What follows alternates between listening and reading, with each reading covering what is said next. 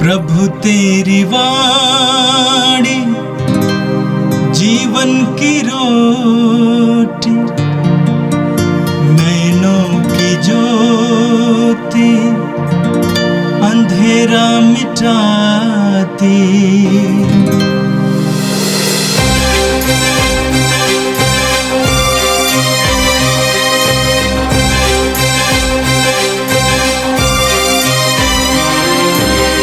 प्रभु तेरी वाणी जीवन की रोटी, नैनों की ज्योति अंधेरा मिटाती। प्रभु तेरी वाणी जीवन की रोटी, नैनों की ज्योति अंधेरा मिटाती। वाणी वाणी वाणी वाणी वाणी पवित्र है, शाश्वत है, जीवन का मन्ना है। 24 मई शुक्रवार। पहला पाठ संत याकूब का पत्र, अध्याय 5, पद संख्या 9 से लेकर 12 तक। भाइयों, एक दूसरे की शिकायत नहीं कीजिए, जिससे आप पर दोष न लगाया जाए। देखिए, न्यायकर्ता द्वार पर खड़े हैं।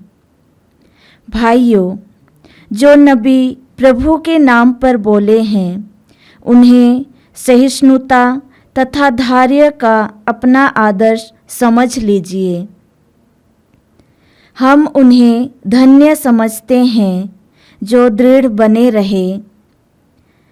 आप लोगों ने योब की धीरज के विषय में सुना है और आप जानते हैं कि प्रभु ने अंत में उसके साथ कैसा व्यवहार किया, क्योंकि प्रभु दया और अनुकंपा से परिपूर्ण है।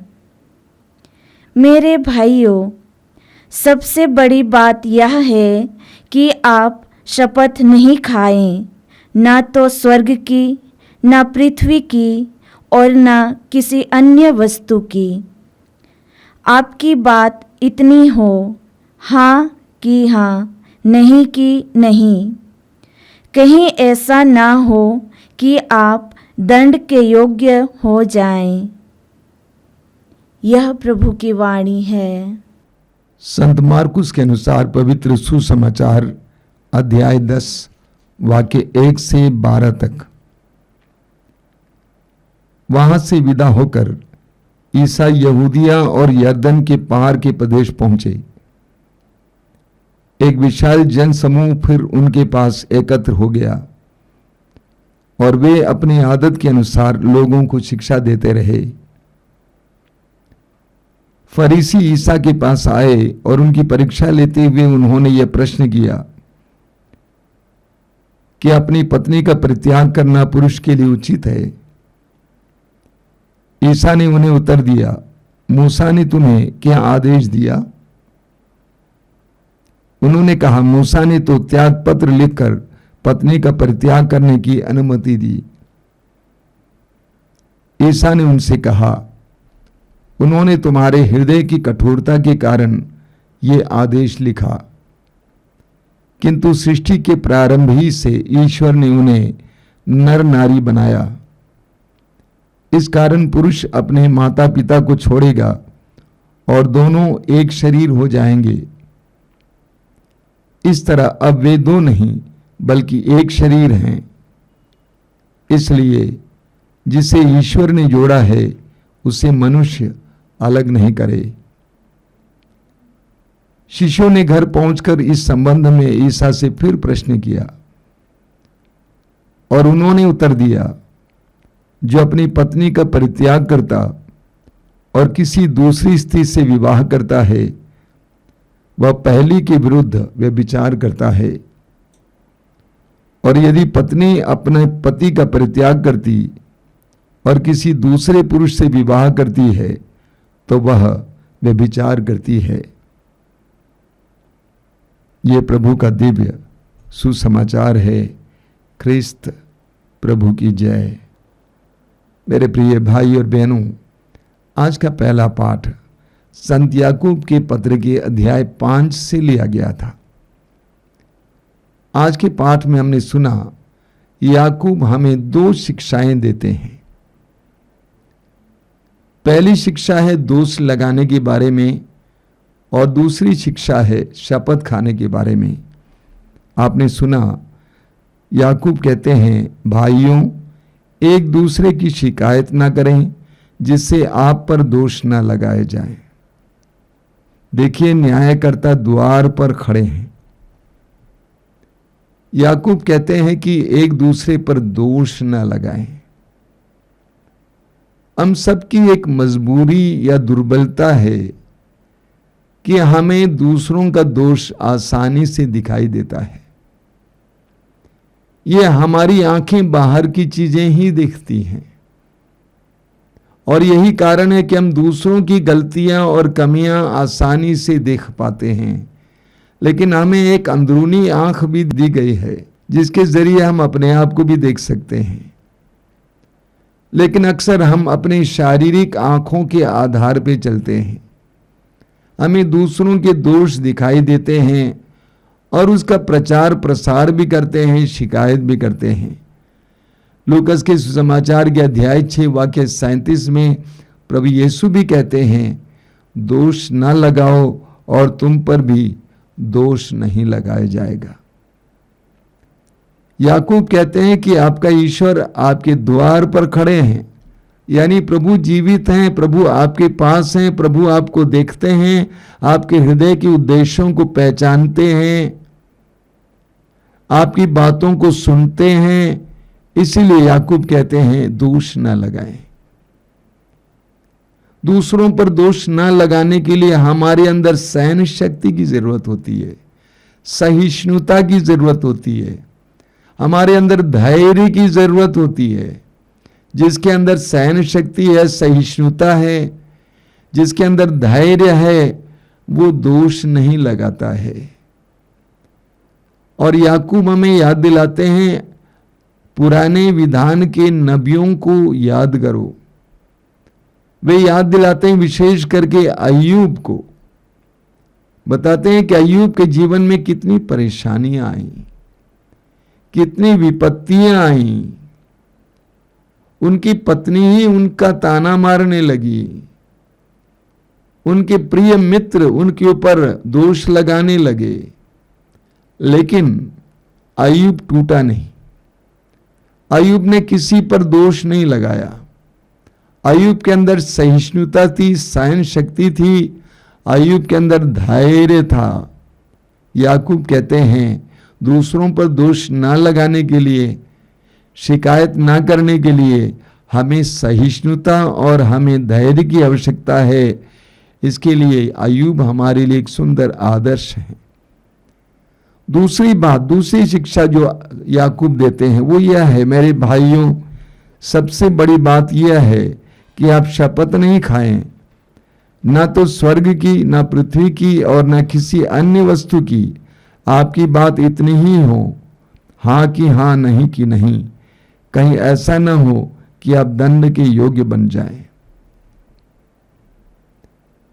हमारी एक और कमजोरी यह है कि हम लोग शपथ खाते हैं। क्यों शपथ खाते हैं? हम अपने आप को सही साबित करना चाहते हैं, हमें बताना चाहते हैं कि हम दोषी नहीं हैं। इसके लिए हम शपथ खाते हैं, अलग अलग प्रकार का शपथ खाते हैं। प्रभु यीशु ने स्वयं मत्ती के सुसमाचार के अध्याय 5 उसके वाक्य 33 से 37 तक में बोलते हैं शपथ नहीं खाना चाहिए। तुम्हारा हाँ हाँ हो, ना ना हो, बस इससे ज्यादा बोलने की जरूरत नहीं है। अपने को प्रमाणित करने की जरूरत नहीं है कि मैं सिद्ध हूं, मैं सही हूं। प्रभु यीशु हमारे लिए एक सुंदर उदाहरण है। उनके जीवन में कितने पीड़ाएं आई, उनके ऊपर दोष लगाया गया, दोष मढ़ा गया, जुल्म लगाया गया, अत्याचार किया गया, लेकिन यीशु ने दूसरों पर दोष नहीं लगाया। यीशु ने शपथ नहीं खाया। यीशु ने अपने को सही स्थापित करने का प्रयास नहीं किया। पेतरुस के पहले पत्र के अध्याय 2 वाक्य 23 में पढ़ते हैं, उन्होंने उस पर छोड़ दिया जो न्यायपूर्वक विचार करता है। यीशु ने अपने आप को प्रमाणित करने का प्रयास नहीं किया, यह दिखाने का प्रयास नहीं किया कि मैं गलत नहीं हूं, मैं सही हूं, बल्कि उन्होंने उस पर छोड़ दिया, उस ईश्वर पर छोड़ दिया जो न्यायपूर्वक विचार करता है। हमें भी ऐसा ही करना चाहिए। कभी भी अपने को सही साबित करने के लिए शपथ नहीं खाना चाहिए। हाँ का हाँ, ना का ना। लोग गलत समझे, कोई बात नहीं। और आज का सुसमाचार संत मार्कुस के सुसमाचार की अध्याय 10 से लिया गया था। वचन में आपने सुना, वहां से विदा होकर ईसा यहूदिया और यरदन के पार के प्रदेश पहुंचे। एक विशाल जन समूह फिर उनके पास एकत्र हो गया और वे अपनी आदत के अनुसार उन लोगों को शिक्षा देते रहे। सुसमाचारों में एक बात हमें पढ़ने को मिलती है कि जहां कहीं भी यीशु जाते थे वहां पर विशाल जन समूह इकट्ठे होते थे। बड़ी संख्या में लोग यीशु के चारों ओर इकट्ठे होते थे, उनके वचनों को सुनने के लिए, उनसे चंगाई पाने के लिए, उनसे छुटकारा पाने के लिए। सुसमाचारों में हर जगह हमें पढ़ने को मिलता है और यहां पर लिखा हुआ है, अपनी आदत के अनुसार लोगों को वे शिक्षा देते रहे। जहां कहीं भी यीशु को मौका मिलता था वहां यीशु ईश्वर के राज्य के रहस्यों की घोषणा किया करते थे। चाहे वो समुद्र के तट पे हो, पहाड़ पर हो, चाहे वो यरूशलेम मंदिर में हो, गांव में हो, यीशु की आदत थी। वे ईश्वर के राज्य के रहस्यों से भरपूर थे, वे ईश्वरीय सत्य से भरपूर थे, ईश्वरीय ज्ञान से भरपूर थे और जहां कहीं भी जाते थे वे लोगों को वचन सुनाते थे, वे वचन का बीज बोते थे। और आज के सुसमाचार में हमने सुना कि फरीसी ईसा के पास आए और उनकी परीक्षा लेते हुए उन्होंने यह प्रश्न किया कि अपनी पत्नी का परित्याग करना पुरुष के लिए उचित है। ईसा ने उन्हें उत्तर दिया, मूसा ने तुम्हें क्या आदेश दिया? उन्होंने कहा, मूसा ने तो त्याग पत्र लिखकर पत्नी का परित्याग करने की अनुमति दी। फरीसी लोग प्रभु के पास आकर पूछते हैं, तलाक देना सही या गलत है? और प्रभु ने कहा, मूसा ने क्या कहा है? उन्होंने कहा, मूसा ने कहा कि त्याग पत्र लिखकर आप तलाक दे सकते हैं। आगे प्रभु ने समझाते हैं, मूसा ने यह इसलिए लिखा क्योंकि तुम्हारे हृदय कठोर हैं, तुम ईश्वर के नियमों का सही पालन नहीं कर पाओगे, इसीलिए मूसा ने यह अनुमति दे दी। लेकिन वास्तविक बात क्या है कि ईश्वर कभी नहीं चाहता है कि पति पत्नी का तलाक हो। वचन में लिखा हुआ प्रभु कहते हैं, किंतु सृष्टि के प्रारंभ ही से ईश्वर ने उन्हें नर नारी बनाया, इस कारण पुरुष अपने माता पिता को छोड़ेगा और वे दोनों एक शरीर हो जाएंगे। इस तरह अब वे दो नहीं बल्कि एक शरीर हैं। इसलिए जिसे ईश्वर ने जोड़ा है उसे मनुष्य अलग न करे। प्रभु यीशु फरीसियों को बताते हैं, यह ईश्वर की योजना है। विवाह एक बार होता है और हमारे लिए विवाह एक संस्कार है, हमारे लिए विवाह अटूट है। प्रभु स्पष्ट शब्दों में मलाकी के ग्रंथ के अध्याय 2 वाक्य 16 में कहते हैं कि मैं तलाक से घृणा करता हूं।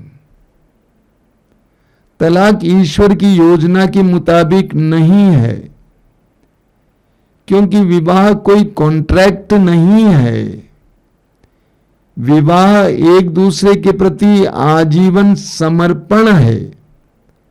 आधुनिक युग में हमें देखने को मिलता है कई नए दंपति एक कॉन्ट्रैक्ट की तरह विवाह करते हैं। अगर अच्छे से चलेगा तो ठीक है, नहीं चलेगा तो हम तोड़ देंगे। यानी उनके मन के अंदर तलाक के लिए जगह है, स्थान है। लेकिन प्रभु का वचन कहता है कि प्रभु तलाक से घृणा करते हैं। इसी बात को स्पष्ट करने के लिए प्रभु ने अपने शिष्यों को समझाया। उन्होंने उनसे कहा, जो अपनी पत्नी का परित्याग करता और किसी दूसरी स्त्री से विवाह करता है वो पहली के विरुद्ध व्यभिचार करता है। बहुत गहरी बात है और गंभीर बात है। प्रभु कहते हैं जो अपनी पत्नी का परित्याग करता और किसी दूसरी स्त्री से विवाह करता है वो पहली के विरुद्ध व्यभिचार करता है। और यदि पत्नी अपने पति का परित्याग करती है और किसी दूसरे पुरुष से विवाह करती है तो वह व्यभिचार करती है। प्रभु की योजना में तलाक के लिए कोई स्थान नहीं है। विवाह कठिन है, वैवाहिक रिश्ता बनाए रखना कठिन है, एक दूसरे को सहन करना कठिन है। इसके बावजूद जिसको ईश्वर ने जोड़ा है, प्रभु कहते हैं मनुष्य अलग ना करे। विवाह ईश्वर की द्वारा जोड़ा गया एक रिश्ता है। उस रिश्ते को बरकरार रखने का दंपतियों को उत्तरदायित्व है, उसकी जिम्मेदारी है।